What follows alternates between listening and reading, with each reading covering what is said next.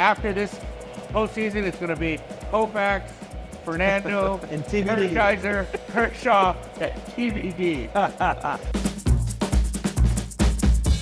Hello and welcome back to Dodger Debate. I'm Jack Harris, the LA Times Dodger beat writer, along with our esteemed columnists Bill Plaschke and Dylan Hernández. And guys, we've been doing this for 3 years now, and for the first time, we can talk about what was a really complete Dodgers win in the postseason. They stave off elimination, an 8-0 win over the Padres. The lineup showed up even without Freddie Freeman and Miguel Rojas. They executed a perfect bullpen game, and there's going to be a winner-take-all on Friday night back at Dodger Stadium in Game 5. That's going to be awesome. It's the biggest game at Dodger Stadium in 3 or 4 years. I mean, it's going to be an incredible game. I guarantee a Dodger victory tonight. As you remember, I guaranteed it, and I guarantee the Dodgers will win this series. Furthermore, I'm ready right now to guarantee they're going to win the World Series. The Mets are going to be no problem. The American League stinks. The Dodgers tonight, for the first time, I believe they're going to win the World Series. Can you top that positivity? Well, I said that a month ago, so it's nice for Plaschke to finally catch up. Yeah, because Yamamoto. Well, they found a new ace tonight, TBD. And TBD is so good. TBD is going to come back in Game 5, I think. I mean, Roberts was kind of like, well, we got options. We can do Flaherty, we can do Yamamoto. But before that, he mentioned the possibility of another bullpen game. I asked him, look, the way your starters have been knocked around in this series, as good as the bullpen has been, today, will you run it back? He said, certainly a good idea. So it sounds to me like that's what's going to happen. And frankly, I wouldn't let either Yamamoto or Flaherty anywhere near the mound. He's either of our aces. Anywhere near the mound. You might stick him in the bullpen as decoys the way Flaherty was. Both of our aces your guy today was just like a decoy, in the bullpen there today. But I mean, this is though, right? I mean, you look at the way the pitching's gone throughout the series. The problems have all come on the starting end, right? And granted, this is not a sustainable formula.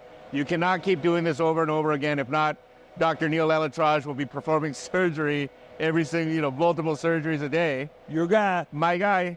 Another one of my guys. But, if the objective is just to win one game, though, this is clearly the way to go. Are you sure they can't keep doing this? Or that it isn't, at least with their pitching staff, not the wise thing to do? Because, like you said, the starting pitchers in games 1 to 3 gave up 15 combined runs in 13 innings. The bullpen, what's interesting about this bullpen is there's not a lockdown guy in the ninth. They've been without a closer for most of the year, and I think that's actually turned into a good thing for them because you can call on Michael Kopech tonight in the 3rd inning, and it's no big deal. He's ready to take that down. You can use Alex Vezina for 2 innings in the middle of the game to get through a couple stretches of lefties. You can bring in Evan Phillips in a specific matchup. You can turn to Anthony Banda for a run of lefties. And while it's obviously not ideal, and you can't do it every single game, you still need some innings out of your starting pitchers, the way I've looked at how this series has gone, the way I look at how the schedule might shape up if they can get through a Game 5, to me, it almost makes...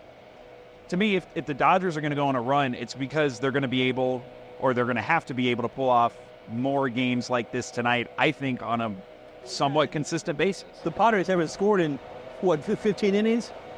Yeah. They've been shut out since the 2nd inning of Game 3. Yeah. And that's the bullpen.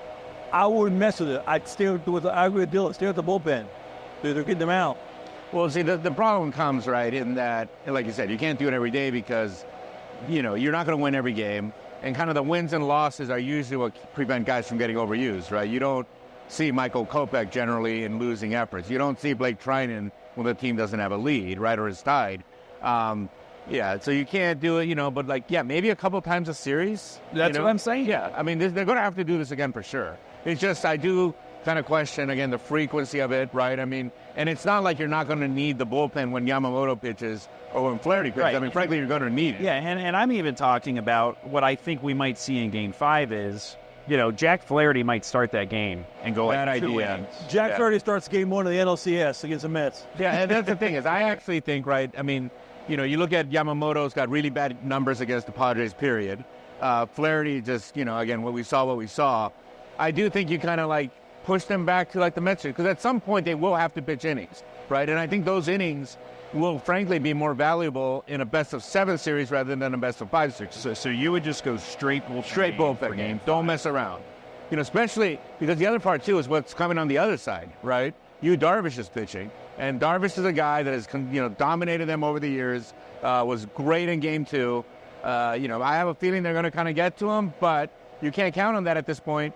So I would not mess around at all. Just go with who you feel are your best guys. Yeah, save Fleury for Game 1 against the Mets.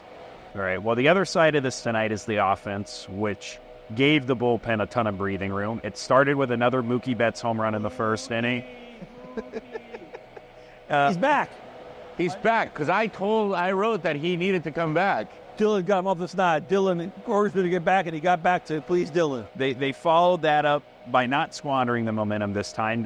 I thought the second inning was maybe the most impressive. You got a really good at-bat from Gavin Lux. You got a really good at-bat from Kike Hernandez, who should definitely be in the starting lineup for Game 5, I think, when you just look at like the energy and kind of the spark he brought to the bottom of the lineup. And then it set up Mookie Betts to have another RBI hit, Shohei Ohtani, and then Will Smith kind of put the game out of reach in the third inning with a 2-run homer. How sustainable is this? What do you take away from this? I didn't think the Padres starting Dylan Cease on short rest was a good idea. Yeah, that was dumb. I mean, the Dodgers hit him well in Game 1. They're a team that does really well adjusting the more times they see a guy, and this was the first time that they had seen a starting pitcher in the same postseason series since 2021. They went in with a good plan of attack, and they did the kind of thing they don't typically do in the playoffs, or at least haven't done the last couple of years, which is hit mistakes, hit fastballs over the plate, and kind of be able to score with home runs or grind out innings. They scored on a bunt at one point. Gavin Lux went deep later in the game. To me, this looked like the kind of performance that for a lineup that's looked a little tentative at times, and definitely at the end of Game 3, we'll have a lot of confidence going into Game 5. By starting Cease, the Padres told the Dodgers they had to win it here, right now. Right. They panicked. They're done. I told you what was going to happen yesterday. This loser city has seen so much losing that as soon as it happened, they're like, "Oh, here we go again." I mean, you saw the force with which they were waving the towels at the beginning of the game. They're going crazy. It looked like by the second inning, it looked like everybody had arthritis. It was so limp and like so. You're measuring the RPM of the towel waves. Really. They were gone by the seventh inning. They were out of here. You guys want to make predictions for Friday? Dodgers win bullpen game. TBD. It's gonna after this postseason. It's gonna be Koufax, Fernando, and TBD. Kershaw, TBD. And face it, the American League stinks. I'm not impressed with anybody in the American League, and the Mets stink. The winner of this series wins the World Series. The Mets stink. It's 1986 all over again. It's not. I was there in I covered 1986. I've seen it with my own eyes. This ain't 1986. All right, well, we might get to find out because the Mets do await in the NLCS. If the Dodgers can get there, they'll have to win Game 5 to do it on Friday. We'll be there after to recap everything we see. So for Bill and Dylan, I'm Jack. So long, San Diego.